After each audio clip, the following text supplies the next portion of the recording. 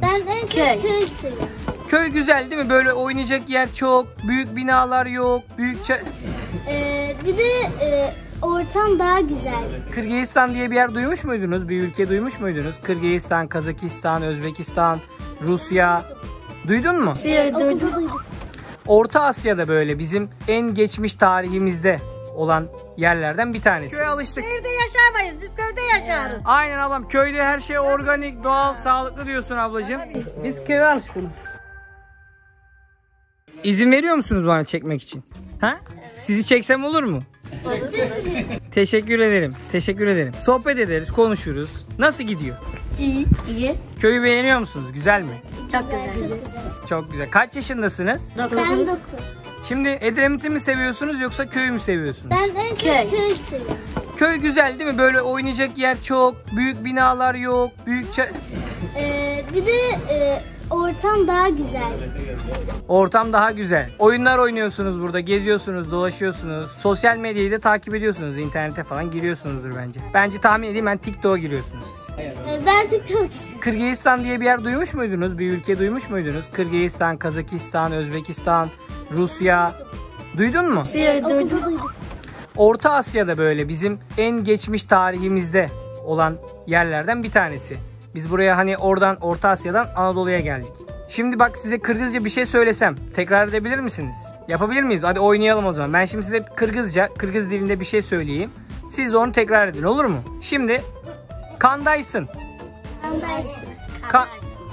Kandaysın ne demek olabilir sizce? Mesela nasılsına yakın değil mi kandaysın? Evet. Merhaba. Nasılsın? Aynen, yani kandaysın. Bir daha tekrar edelim. Kandaysın. Çok güzel. Sırayla. Sen. Şimdi. Kandaysın. Evet. Kandaysın. Evet. Siz hemen öğrendiniz ya. Hemen nasılsın demeyi öğrendiniz bak mesela Kırgızca. Mesela çok yakın değil mi? Yakınmış değil mi? Evet. Mesela bar. Var. Bar nedir sizce? Var. Var ya. Aynen. Yakın. Çok yakın değil mi? Mesela jok yok. O da çok. Değil mi? Mesela yağmur mesela camır. Yakın mıymış?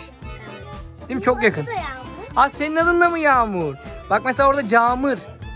Senin adın orada camır oluyor. Kırgızca. Biraz daha kulağa farklı geliyor ama çok yakın olduğu anlaşılıyor değil mi?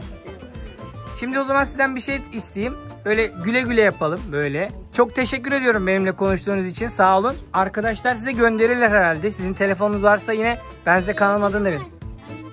Benim annemin telefonu var. Hı. Ama biz yine de olsun yani. Telefonla çok zaman geçirmiyoruz. 6'da vereceksiniz değil mi? Bunu 6'da değil. Akşam 6'da Muzaffer'le Önder abinizi tanıyor musunuz? Evet. Onların videoları olacak. Onu yayınlayacağız. Sizi de belki bu cuma yayınlarız. Sizi de bu cuma izlerler. Çok teşekkür ediyorum. Sağ olun. Kendinize çok çok iyi bakın.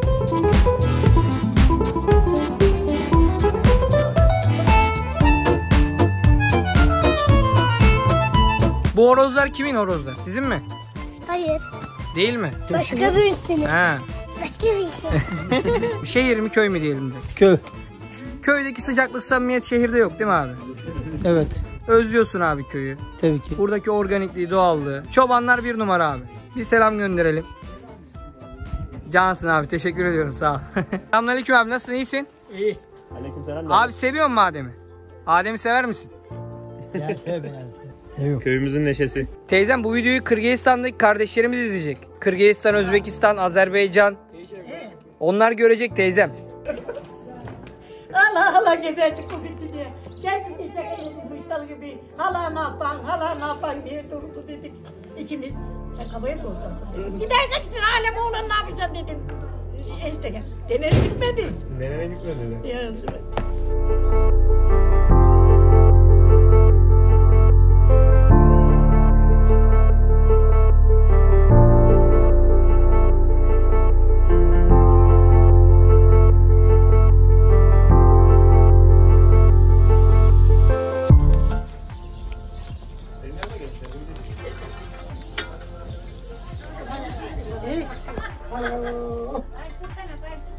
Karıştı ablam.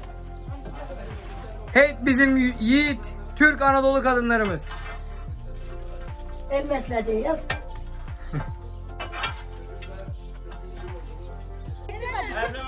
Hey benim ablalarım ya. Çobanlar Köyü'nün güzel kadınları, Türk kadınlarımız, Bak Mete, yiğit kadınlarımız. en başta ablalarımıza sor. Edremit hayatı mı köye? Ablam tamam sıradan başlayalım abla.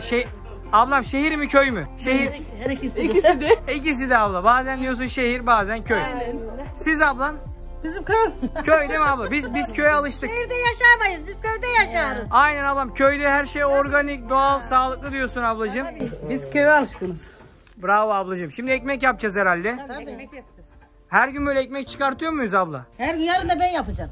Bravo. Sırayla mı abla? Sırayla. Ha sırayla. Herkesin ekmeği bittin mi yapar. Ekmeği bittin mi odun koyurlar fırına. Ha herkes. Odun bellemek, sıralanmak. Anlaşıldı. Yani herkes her gün sırayla birbirinin ekmeğini mi? De kimin ekmeği bittiyse o gün o yapar. Bittin mi yapar. Vallahi bravo ablam, bu köyde dayanışma var o zaman. Kardeşlik var, samimiyet var. Allah bozmasın ablacığım. Çok teşekkür ediyorum. Allah bozmasın muhabbetimizi. Bir selam yollayalım. Oradaki Müslüman Türk kardeşlerimiz var orada. Onlara da bir kadınlarımız, Türk kadınlarımız böyle bir selam yollasın.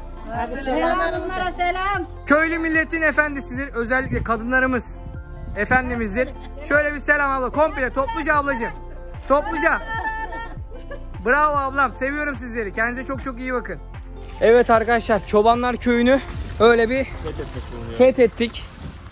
Başından sonuna kadar insanların samimiyetini, güler yüzünü, konukseverliğini gördünüz. Bizi de çek, biz de konuşalım, köyümüzü tanıt, gel misafir ol diyen insanlar. Köy yaşamı, köy hayatı böyle. Kırgızistan'da da çektik. Oradaki arkadaşlarımız da görsün. Daha biz köyleri gezeriz. Oradaki kardeşlerimize biz sorularımızı sorarız. Yakınlığı göreceksiniz. Herkes görecek. Bu şekilde biz köprü rolünü oynamaya devam edeceğiz. Ve Çobanlar Köyü'nün girişinde aslında videoyu da noktalayacağız. Adem'e çok teşekkür ediyorum. O benim kardeşim, lise arkadaşım. Benim matematik ve geometrim çok kötüydü. Adem'den kopya çektim. Bak tek kopya çektiğim ders matematik ve geometriydi. Onu da Adem'den çektik. Burada Tolga var. Tolgacığım. Selamlar olsun herkese. Nereye? Nereye? Selam verin bakalım. Me.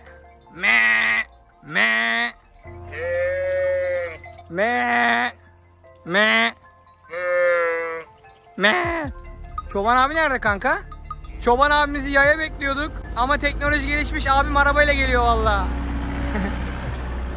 Ben dedim yaya gelir herhalde, elinde böyle bastonuyla, hani filmlerde oluyor ya kanka, ama öyle değil, gerçek o değil.